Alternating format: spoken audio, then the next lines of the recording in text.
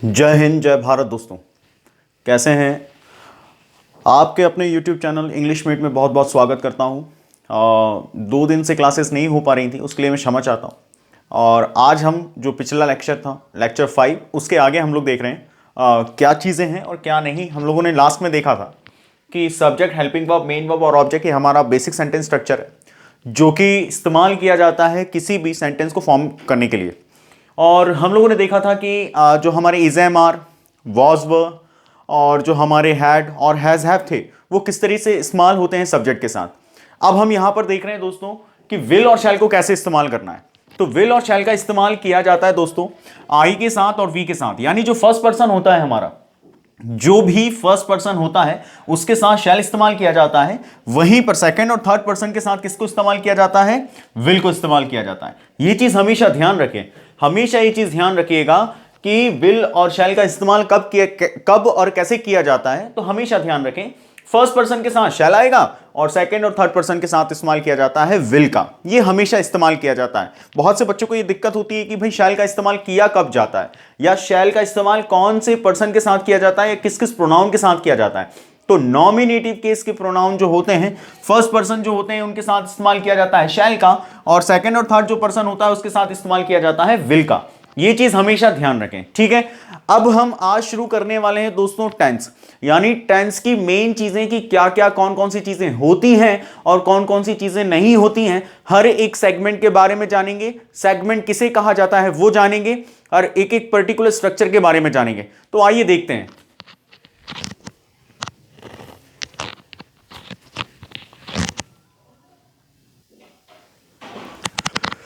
चलिए दोस्तों, तो देखते हैं हम लोग टेंस का पर्टिकुलर एक चार्ट होता है।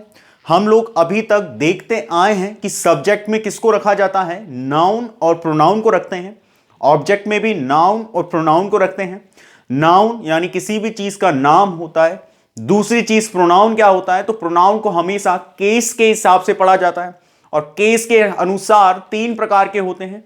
एक होता है नॉमिनेटिव केस, एक होता है हमारा ऑब्जेक्टिव केस, और एक होता है हमारा पॉजिटिव केस। नॉमिनेटिव केस और ऑब्जेक्टिव केस मैंने आपको बताया था कि नॉमिनेटिव केस हमेशा सब्जेक्ट में इस्तेमाल किया जाता है, वहीं पर ऑब्जेक्टिव केस जो है वो ऑब्जेक्ट की जगह स्थान यानी उसके स्थान पर उपयोग किया जाता है। ये चीज आप लोग जान चुके थे। वर्ब हम लोगों ने देखा कि वर्ब कितने प्रकार की होती है दोस्तों? तो 2 प्रकार की। एक होती है हमारी हेल्पिंग वर्ब, एक होती है हमारी मेन वर्ब। जो हमारी हेल्पिंग वर्ब होती है वो is, am, are, has, have, was, were, ये सब होती हैं। विल, शैल, वैसे एग्जैक्टली मैं आपको बता दूं, विल और शैल जो है कभी भी हेल्पिंग वर्ब होती ही नहीं। वो हमारे मॉडल्स होते हैं, और ये जो मॉडल्स होते हैं ना, ये मॉडल्स को फ्यूचर के लिए इस्तेमाल किया जाता है विल और shall as a helping verb, ठीक है। ये चीज हमेशा ध्यान रखें। दूसरी चीज हम लोगों ने मेन वर्ब पढ़ा था। तो मेन वर्ब जो होता है वो क्या होता है दोस्त? उसके टाइप्स नहीं होते, उसके फॉर्म्स होते हैं, यानी रूप होते हैं। कितने होते हैं? 5 होते हैं। V1, V2, V3, V4 और V5।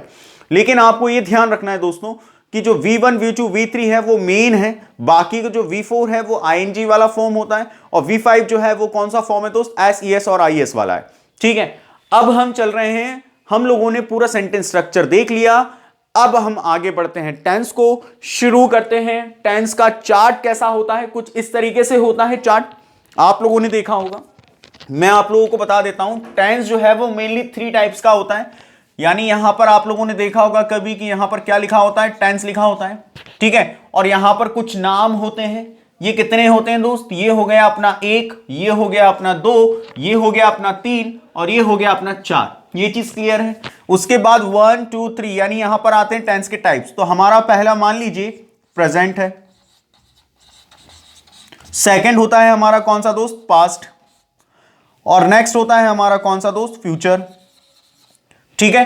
तो ये हमारे टेंस के प्रकार, यानी टेंस क्या होता है? समय होता है दोस्त, और 3 प्रकार का ही समय होता है। एक होता है वर्तमान यानी अभी का, दूसरा होता है पास्ट यानी बीत चुका है, और तीसरा होता है जो आने वाला यानी फ्यूचर का है। ये चीज आप लोगों को आई थिंक समझ में आई होगी।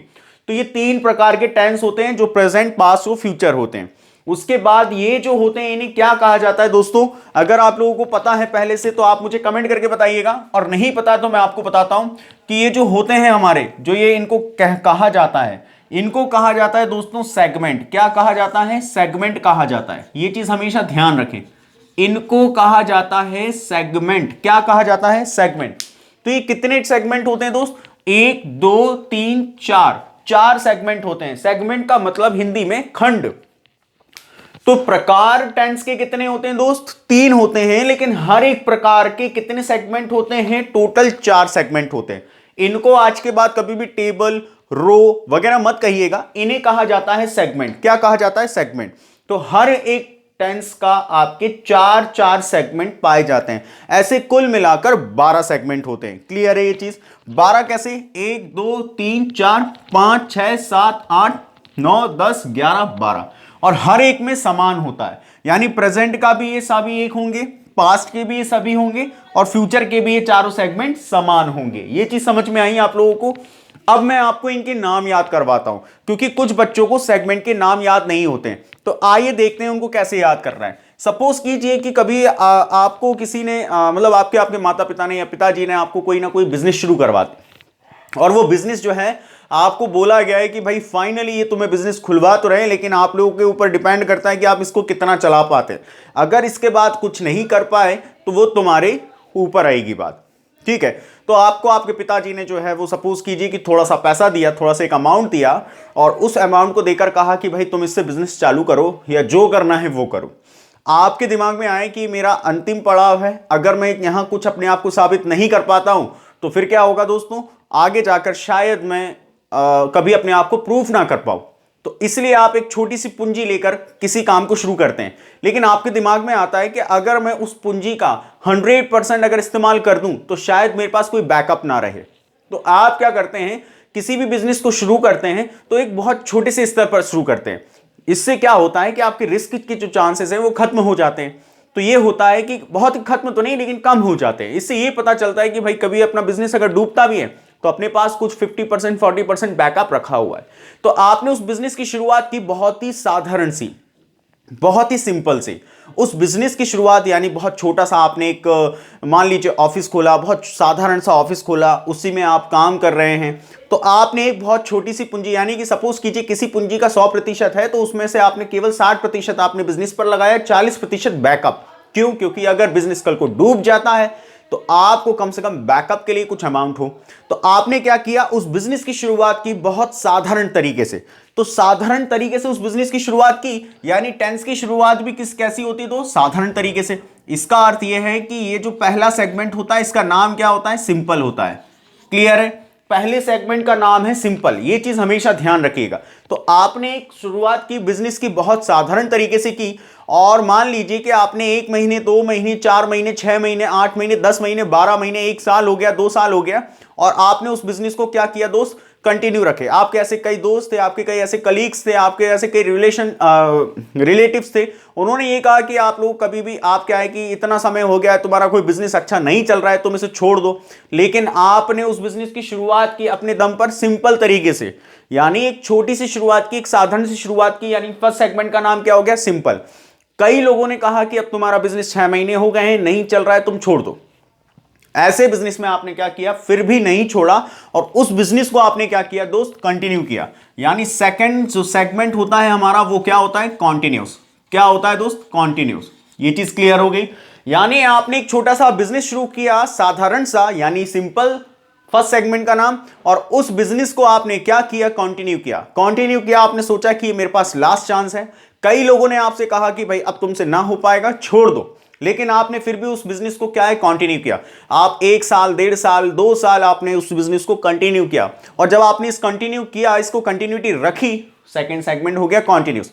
और दोस्त वो बिजनेस क्या है? धीरे धीरे ग्रो करने लगा, बढ़ने लगा। और जब ये ग्रो करने लगा तो आपको महसूस हुआ कि यार बिल्कुल ये तो बिजनेस चलने लगा। और जब ये बिजनेस चलने लगा और बहुत ज्यादा उस चीज में आपको फायदा होने लगा, बहुत अच्छा ग्रो करने लगा, और आपको उसमें आ गया दोस्त परफेक्शन।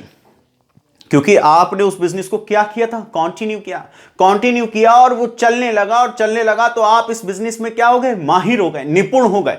और जब आप माहिर हो गए, निपुण हो गए, आप में आ गया परफेक्शन। यानी थर्ड सेगमेंट का नाम हो गया दोस्त क्या? परफेक्ट।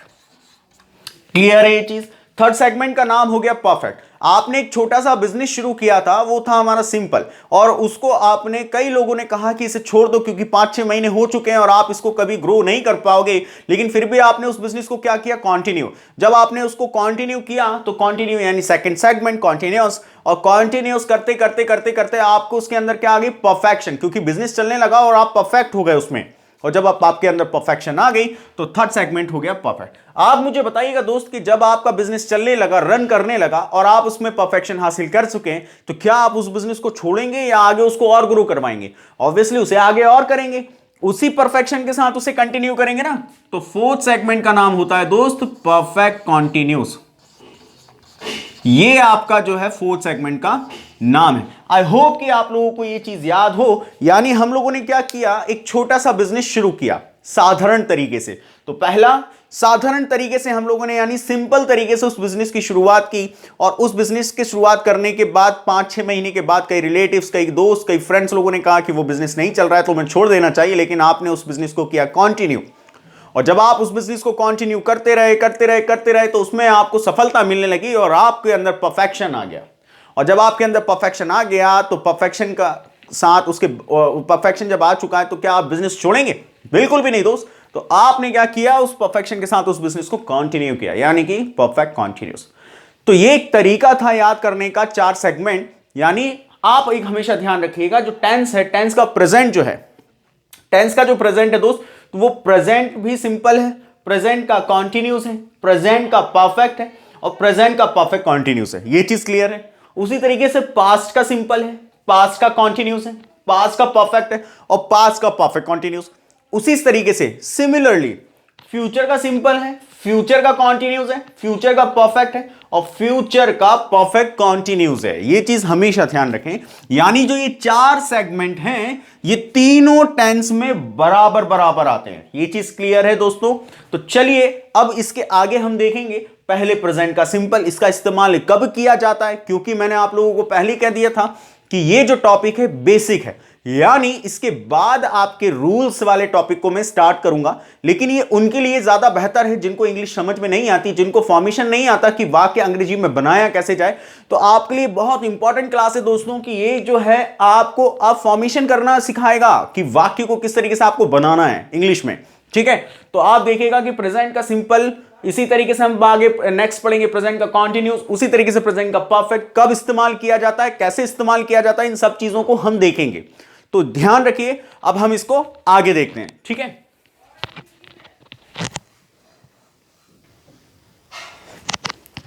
चलिए दोस्तों, तो देखते हैं पहला हमारा सेगमेंट। यानी पहले सबसे पहला हम लोग देखेंगे टेंस प्रेजेंट का, फिर उसके बाद देखेंगे पास्ट का, और फिर उसके बाद देखेंगे फ्यूचर का।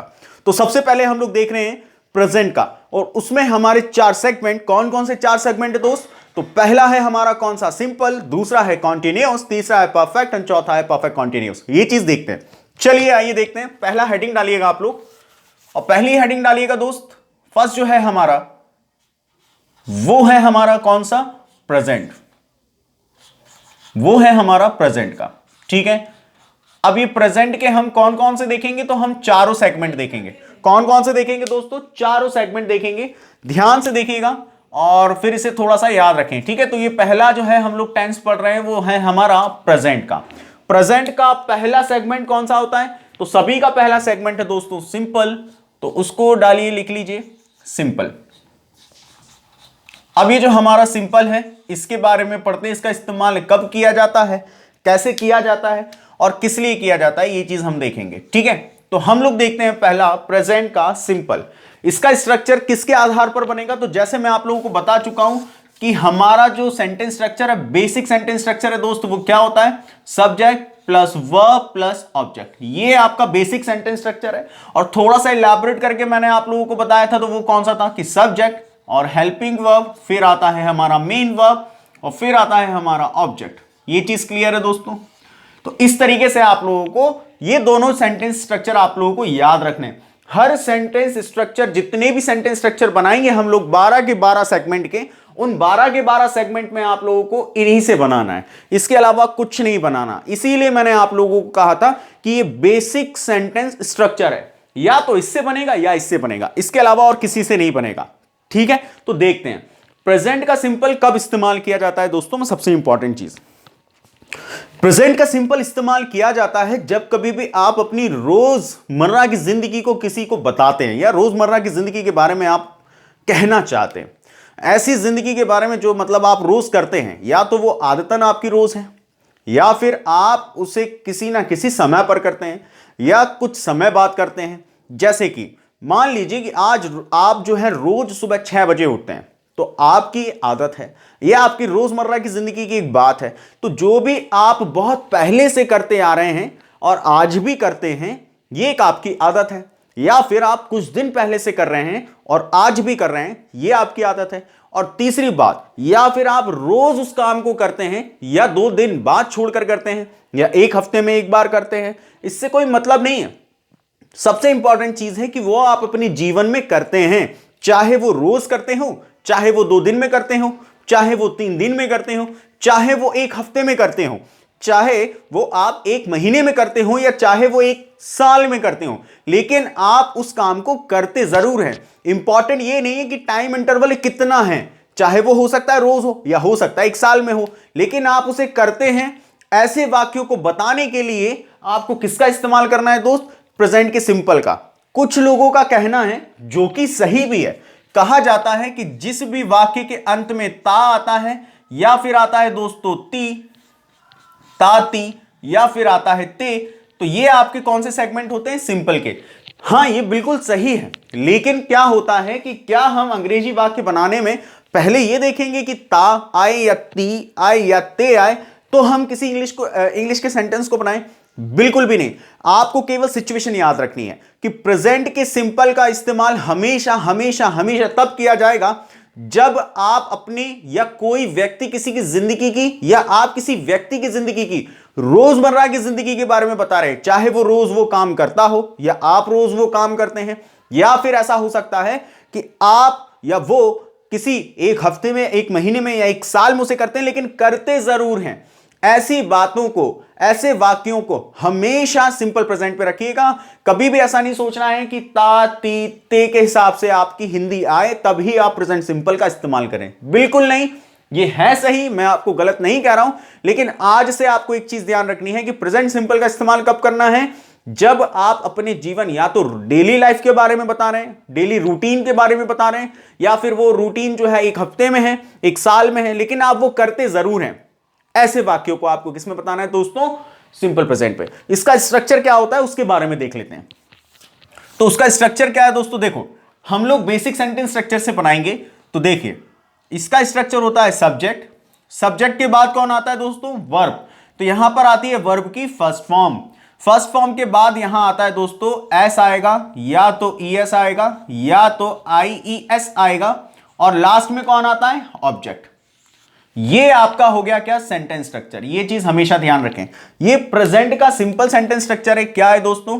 तो वो ये है, सबसे पहले सब्जेक्ट, सब्जेक्ट के बाद वर्ब की फर्स्ट फॉर्म, क्योंकि मैंने कहा था सब्जेक्ट यानी करने वाला व्यक्ति हमेशा कहां आता है? आगे, और जो काम वो कर रहा है वो आता है दूसरे स्थान पर, और सबसे अंत में या तो वो जो है काम है वो किसी कारण के लिए कर रहा है या किसी वजह से कर रहा है, जो भी आप प्रश्न पूछते हैं वो ऑब्जेक्ट होता है, वो लास्ट में आता है। ये चीज क्लियर है। लेकिन इसके स्ट्रक्चर में क्या है प्रेजेंट के सिंपल में कि सब्जेक्ट सबसे पहले, वर्ब की फर्स्ट फॉर्म के बाद एस आता है, ईएस आता है और आईईएस आता है। ये ऑप्शनल है, अगर कोई वर्ब के लास्ट में वाई आ गया तो आईईएस आएगा। क्लियर है ये चीज? अगर ओ आ गया तो ईएस आएगा, और अगर कुछ भी नहीं है तो केवल और केवल एस आएगा।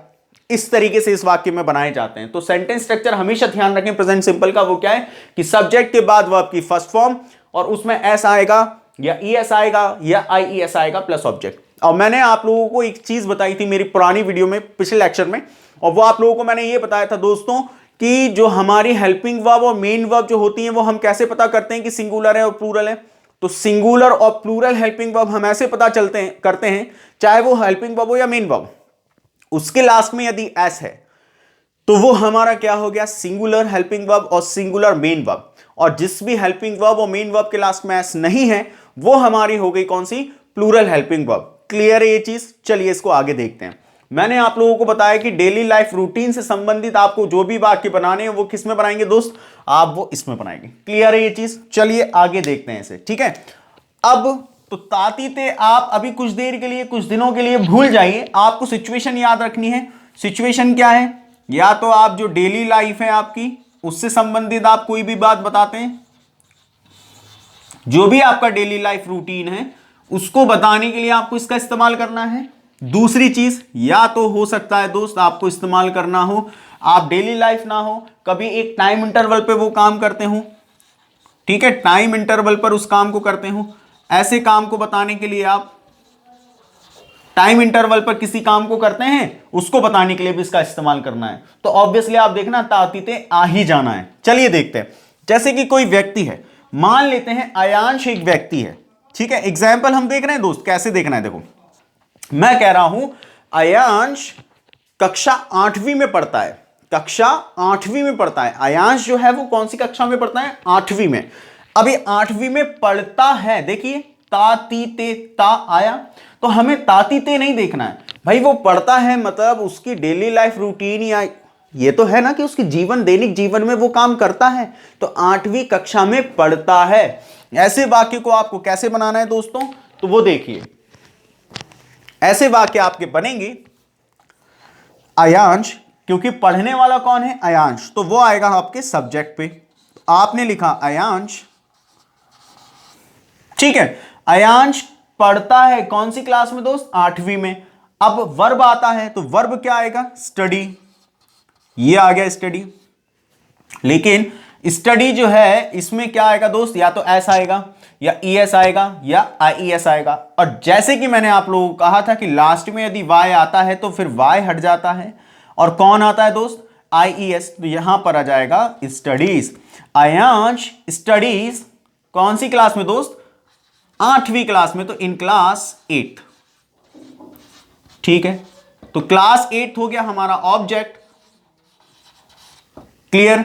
स्टडीज हो गया हमारा वर्ब, और वर्ब की फर्स्ट फॉर्म के साथ लग गया आईईएस, और ये हो गया हमारा सब्जेक्ट। क्लियर है? तो हमेशा डूअर पहले आता है, और मेन वर्ब यहां पर प्रेजेंट, सिंपल प्रेजेंट में आपका मेन वर्ब हमेशा जस्ट सब्जेक्ट के बाद आता है, जिसमें एसईएस और आईईएस लगता ही है। ये चीज हमेशा ध्यान रखें। और दूसरी चीज है, ऑब्जेक्ट जो है आपका वो कब आता है दोस्त?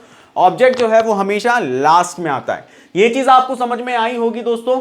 तो हम देखते हैं इसके आगे के और एग्जाम्पल, और आप आगे के एग्जाम्पल और करके देखिएगा, फिर मैं आपको बताऊंगा। चलिए देखते हैं नेक्स्ट एग्जाम्पल।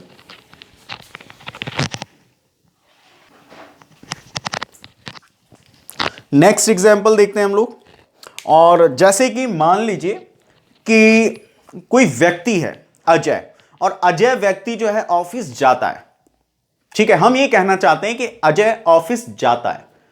तो अजय ऑफिस जाता तो है, हमें तातीते नहीं देखना है, ये उसका डेली लाइफ रूटीन है। तो हम देखते हैं अजय ऑफिस जाता है, कैसे देखते हैं। तो हमने कहा अजय जाने को कहा जाता है, यानी वर्ब आएगा, तो जाने को कहा जाता है गो। और मैंने कहा था लास्ट में यदि ओ आता है तो आपको जोड़ना क्या है दोस्त? ईएस। और वाई आता है तो आपको जोड़ना क्या है? यहां मैं लिख दे रहा हूं जिससे आपको पता चल जाए। यदि वाई आए तो आईईएस, यदि ओ आए लास्ट में तो ईएस। ठीक है, ओ आता है, एस आता है तब भी। और यहां पर अगर कुछ और आए तो केवल और केवल एस को, यानी कॉन्सोनेंट आता है। वैसे यहां पर नियम एक ऐसा है, लेकिन आपको केवल ऐसा समझना है। तो अजय गोज, ठीक है, तो अजय गोज कहां जाता है? ऑफिस, तो टू ऑफिस। डेली जाता है तो डेली आप लगा सकते हैं, लेकिन अभी केवल हम लोग बेसिक तौर पर समझ रहे हैं इस चीज को। क्लियर है? तो Ajay goes to office, Ajay office जाता है।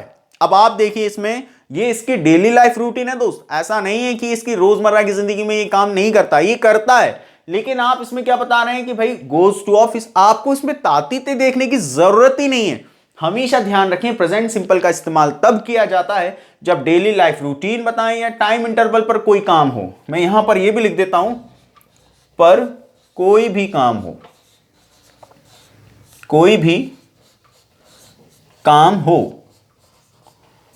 किसी एक टाइम इंटरवल पर कोई काम करते हैं आप, उसको बताने के लिए भी किसका इस्तेमाल किया जाता है? प्रेजेंट सिंपल का। क्लियर है ये चीज है दोस्तों। उसके बाद देखिए, मैंने आपको बताया था कि जिस हेल्पिंग वर्ब और मेन वर्ब में एस लगता है वो सिंगुलर है, तो यहां पर एस लगा हुआ है, इसका मतलब गोस क्या है, सिंगुलर मेन वर्ब है। ठीक है, और स्टडीज में भी देखिए लास्ट में एस है, इसका मतलब स्टडीज भी जो है वो मेन वर्ब तो है लेकिन सिंगुलर है।